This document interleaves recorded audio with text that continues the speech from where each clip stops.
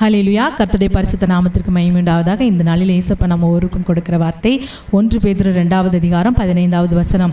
நீங்கள் நன்மை செய்கிறதுனாலே புத்தியீன மனுஷனுடைய அறியாமை அடக்குவது தேவனுக்கு சித்தமாய் இருக்கிறது. ஆமென். நாம் நன்மை செய்கிறதுனால் புத்தியீன மனுஷனுடைய அறியாமை அடக்குவது இயேசப்பாவுக்கு நம்மை குறித்து சித்தமாக இருக்கிறதா.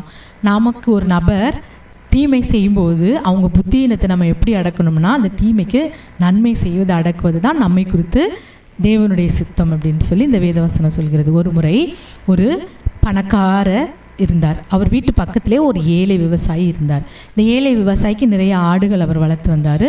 அந்த பணக்காரர் என்ன பண்ணார், ஒரு வேட்டை நாயை வச்சுருந்தார். இந்த வேட்டை நாயை வச்சு என்ன பண்ணுவார்னா, கெட்டியே போட மாட்டார். அவர் வேட்டைக்கு போயிட்டு வந்து அப்படியே அவுத்தே விட்டுருவார், திறந்து விட்டுருவார். அந்த நாய் என்ன பண்ணும், காம்பவுண்ட் வாலை ஏறி குதித்து அந்த பக்கத்தில் இருக்கிற அந்த விவசாயிட்ட உள்ள அந்த ஆடுகளெல்லாம் காலி பண்ணிகிட்டே வரும்.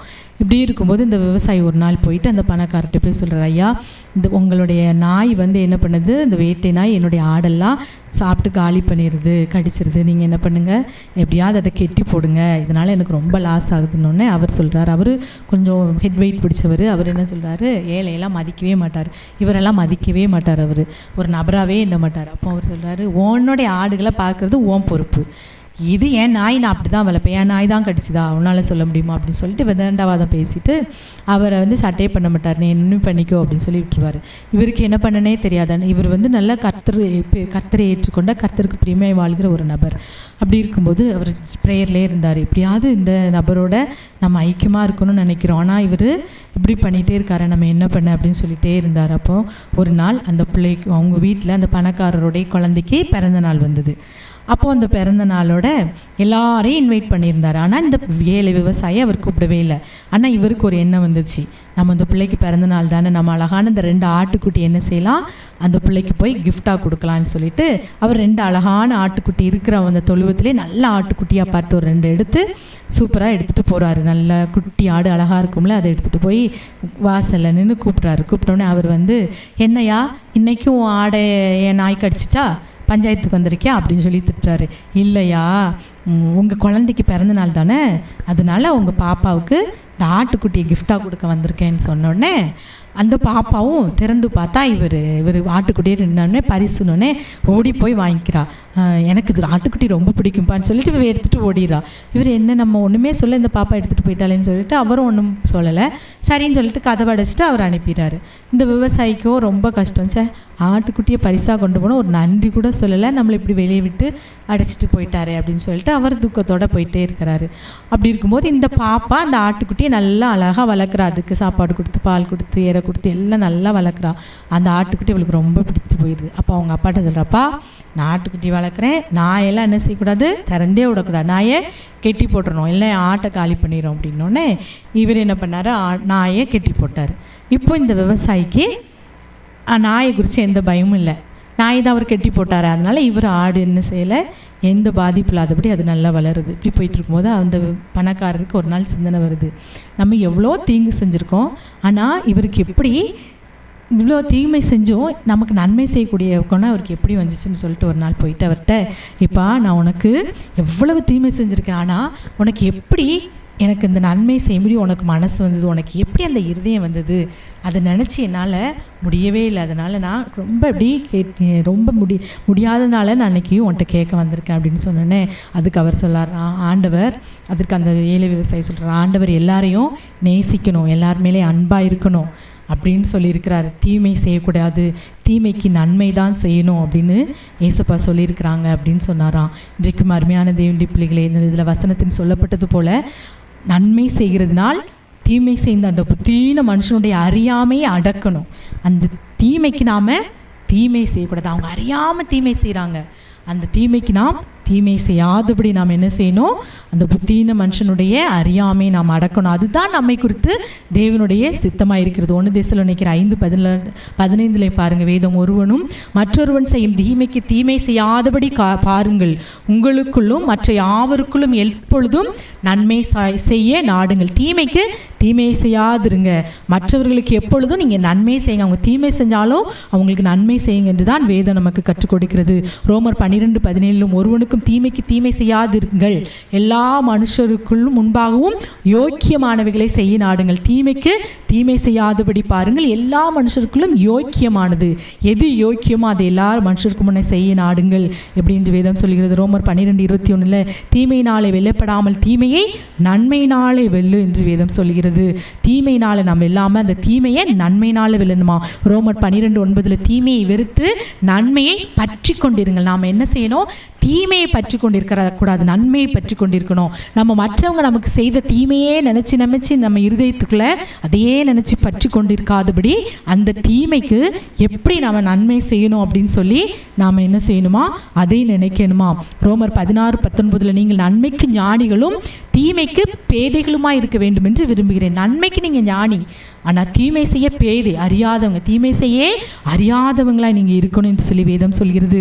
1 கொரிந்தியர் 11:17 நீங்கள் கூடி வருதல் நன்மைக்கு ஏதுவாயிராமல் தீமைக்கு ஏதுவாய் இருக்கிறது. அப்போ நம்ம கூடி வர்றது கூட நன்மைக்கு ஏதுவாக இருக்கணுமா? நம்ம யோசிச்சு பாருங்க, நம்ம எப்படி கூடுறோம்? நம்ம கூடி ஒரு 5 பேர் இருந்தாலே யாரையாவது குறித்து தீமையானதை பேசுகிறோம், எதையாவது செய்கிறோம். அப்போ கூடி வருதல் நன்மைக்கு ஏதுவாக இருக்கணும்னு ஏசப்பா சொல்கிறாங்க.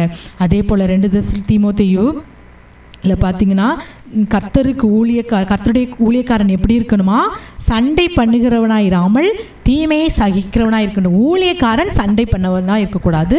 யார் என்ன தீமை செஞ்சாலும் அதை சகிக்கிறவர்களாக இருக்கணும். இன்றைக்கி ஊழியக்காரங்களாலே நிறைய சண்டை வருது. அப்போது நம்ம தீமையை சகிக்கிறவர்களாய் நாம் இருக்க வேண்டும், ஊழியம் செய்கிறவர்கள். அதே போல் 1 பேதுரு 3:17 தீமை செய்து பாடனுபவிப்பதிலும் தேவனுக்கு சித்தமானால் நன்மை செய்து பாடனுபவிப்பதே மேன்மையாக இருக்கும். தீமை செய்து பாடனுப்பவதை விட தேவனுக்கு சித்தமானால் நன்மை செய்து பாடனுப்பவிப்பது தான் மேன்மையா. 1 பேதுரு 3:13 நீங்கள் நன்மை பின்பற்றுகிறவர்களானால் உங்களுக்கு தீமை செய்கிறவன் யார்?